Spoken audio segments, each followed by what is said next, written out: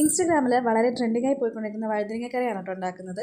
അതിന് 2 വഴുതനങ്ങ എടുത്തിട്ടുണ്ട്. അത് നീളത്തിൽ കുറച്ച് കട്ടിയിൽ സ്ലൈസ് ചെയ്തിട്ട് അതിലോട്ട് മഞ്ഞൾപ്പൊടി, അതുപോലെ തന്നെ മല്ലിപ്പൊടി, ആവശ്യത്തിന് മുളക് പൊടി, ആവശ്യത്തിന് ഉപ്പ് ചേർത്തിട്ട് നല്ലപോലെ കുറച്ച് വെള്ളം ഒഴിച്ച് നല്ലപോലെ ഒന്ന് മിക്സ് ചെയ്തെടുക്കണം കേട്ടോ. മിക്സ് ചെയ്തിട്ട് നമ്മളൊരു 15 മിനിറ്റ്സ് അത് മാറിനേറ്റ് ചെയ്തിട്ട് മാറ്റി വയ്ക്കുക കേട്ടോ. അതിനുശേഷം നമ്മൾ ചൂടായ പാനിലോട്ട് കുറച്ച് വെളിച്ചെണ്ണ ചേർത്ത് കൊടുക്കുക.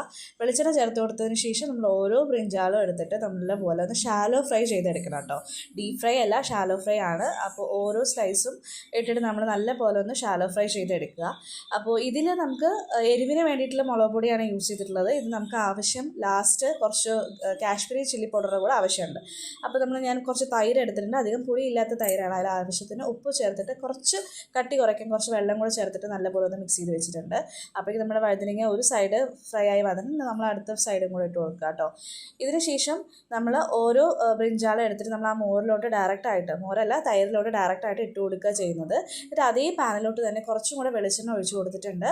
ഒരു ടേബിൾ സ്പൂൺ കടുക്, ദെൻ നമ്മളൊരു 1/4 ടീസ്പൂൺ നമ്മൾ ജീരകം ഇട്ട് കൊടുത്തിട്ടുണ്ട്. കുറച്ച് ചെറിയുള്ളിയാണ് വേണ്ടത്, പക്ഷേ എൻ്റെ ചെറിയുള്ളി ഇല്ലാത്തതുകൊണ്ട് ഞാൻ സവാള ഇട്ട് കൊടുത്തിട്ടുണ്ട്. അതുപോലെ തന്നെ കറിവേപ്പില ഇട്ട് കൊടുത്തിട്ടുണ്ട്. വറമുളക് ആവശ്യമുള്ളവർക്ക് അത് ഇട്ട് കൊടുക്കാം. എൻ്റെ കയ്യിൽ വറമുളക് ഇല്ലാത്തതുകൊണ്ട് ഞാൻ അത് ഇട്ട് കൊടുത്തിട്ടില്ല. ദെൻ കാശ്മീരി ചില്ലി പൗഡർ കുറച്ച് കളറിന് വേണ്ടിയിട്ട് ഞാനൊരു 1/4 സ്പൂൺ അതും ചേർത്ത് കൊടുത്തിട്ടുണ്ട് കേട്ടോ. ഇത് നല്ലപോലെ ഒന്ന് സോട്ട് ചെയ്തതിന് ശേഷം ഇത് അതേ തൈരിലോട്ട് തന്നെ മിക്സ് ചെയ്ത് കൊടുക്കുക. ഇത് നല്ലപോലെ ഒന്ന് മിക്സ് ചെയ്യുക. തൈരും ബ്രിഞ്ചാളും അതുപോലത്തെ ഈ കൂട്ടും കൂടെ നല്ലപോലെ മിക്സ് ചെയ്യുക. അപ്പം തന്നെ കഴിക്കാൻ പറ്റില്ല, ഒരു ½ ആൻ അവർക്ക് കഴിഞ്ഞ ശേഷമായിരിക്കും ഇതൊന്ന് സെറ്റായി വരിക. സത്യം പറഞ്ഞു കഴിഞ്ഞാൽ ഇൻസ്റ്റഗ്രാം ട്രെൻഡിങ് ഒക്കെ കണ്ടപ്പോൾ ഞാൻ ട്രൈ ചെയ്ത് നോക്കിയതാണ്. ഇത് ബംഗാളീസിൻ്റെ കറിയാണെന്നാണ് പറയുന്നത് അവർ. ശരിക്കും പറഞ്ഞു കഴിഞ്ഞാൽ എനിക്ക് കുറച്ച് എന്താ പറയുക, ഇതിൻ്റെ ടേസ്റ്റ് അത്രത്തോളം ഇഷ്ടപ്പെട്ടില്ല.